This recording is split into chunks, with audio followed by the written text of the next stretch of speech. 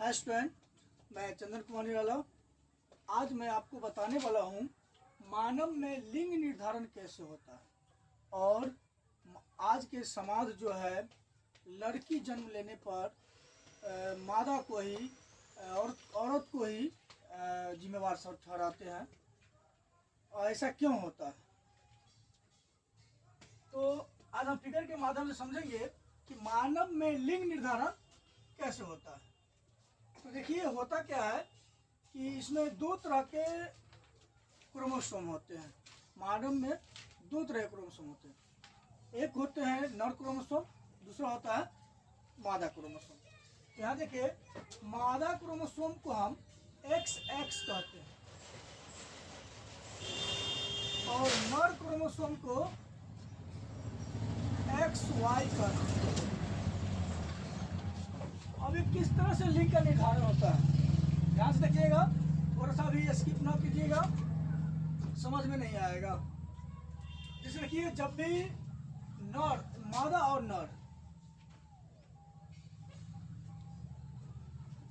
मादा और नर दोनों क्रोमोसोम जब आपस में संयोजन करेंगे, संयुग्मन करेंगे, तो एक जोड़ा ही काम करता है, कभी भी एक जोड़ा ही काम करता है। तो मादा क्रोमोसोम से हमेशा X क्रोमोसोम ही रिलीज होगा। मादा क्रोमोसोम के पास X ही क्रोमोसोम है, तो मादा क्रोमोसोम से केवल X क्रोमोसोम ही रिलीज होगा। नर क्रोमोसोम के पास X और Y दोनों क्रोमोसोम्स हैं, तो नर क्रोमोसोम्स एक बार रिलीज करेगा तो X रिलीज करेगा।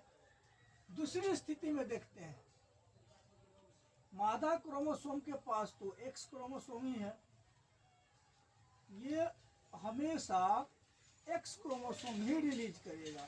दूसरी स्थिति में भी X क्रोमोसोम ही रिलीज करेगा। नर के पास Y क्रोमोसोम है, दूसरी बार ये Y क्रोमोसोम रिलीज करेगा। उसके पश्चात फिर देखते हैं, फिर यदि मादा क्रोमोसोम से X क्रोमोसोम रिलीज होता है और नर क्रोमोसोम से X रिलीज होता है, तो ये मादा क्रोमोसोम बनता है। उसी प्रकार फिर मादा से फिर X क्रोमोसोम ही रिलीज होगा और नर से Y क्रोमोसोम रिलीज होगा। इस तरह से लिंग का निर्धारण किया जाता है। देखिए ये जो है मादा क्रोमोसोम हो गया, तो ये जो हो गया ये पुत्री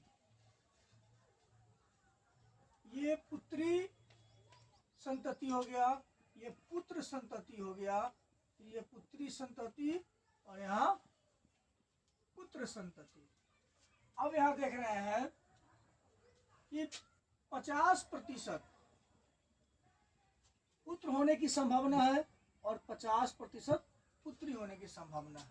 हमेशा ध्यान दें, ऑब्जेक्टिव में लगभग पूछा जाता है इस तरह का सवाल कि मानव में लिंग निर्धारण में कितना प्रतिशत पुत्र और कितना प्रतिशत पुत्री होने की संभावना है। तो हमेशा याद रखिए 50% या पुत्र हो या पुत्री हो, 50% ही होगा। एक ऑब्जेक्टिव ये नोट कर लीजिएगा। उसके पश्चात हमारा दूसरा सवाल भी इसमें था कि आजकल के जो समय है, समय के आधार पर जो है पुरुष लोग बेटी जन्म लेने का जो दोष महिलाओं को देते हैं, मारते पीटते हैं उसे, तो उसमें उनकी कोई गलती नहीं। यहाँ पर हम आपको दर्शा देते हैं कि दोष महिलाओं का नहीं, दोष पुरुष का ही है। यहाँ ध्यान से देखिए, हम यहाँ देख रहे हैं कि मादा होती है तो मादा के पास केवल X क्रोमोसोम ही होता है, उसके पास Y क्रोमोसोम नहीं होता है। लेकिन पुत्र जन्म लेने के लिए उसे Y क्रोमोसोम की आवश्यकता होती है। पुरुष के पास X और Y दोनों क्रोमोसोम होता है अब यहाँ जो पुरुष रिलीज करेगा वही उसी के आधार पर संतति का जन्म होगा। अगर यहाँ पर पुरुष रिलीज करेगा X तो पुत्री का जन्म होगा, पुरुष रिलीज करेगा Y तो पुत्र का जन्म होगा। तो इस आधार पर यही सिद्ध होता है कि पुत्री जन्म लेने का दोषी महिला नहीं, जहां तक कि पुरुष ही है। तो अगर वीडियो अच्छा लगे तो लाइक और सब्सक्राइब जरूर कर दीजिएगा।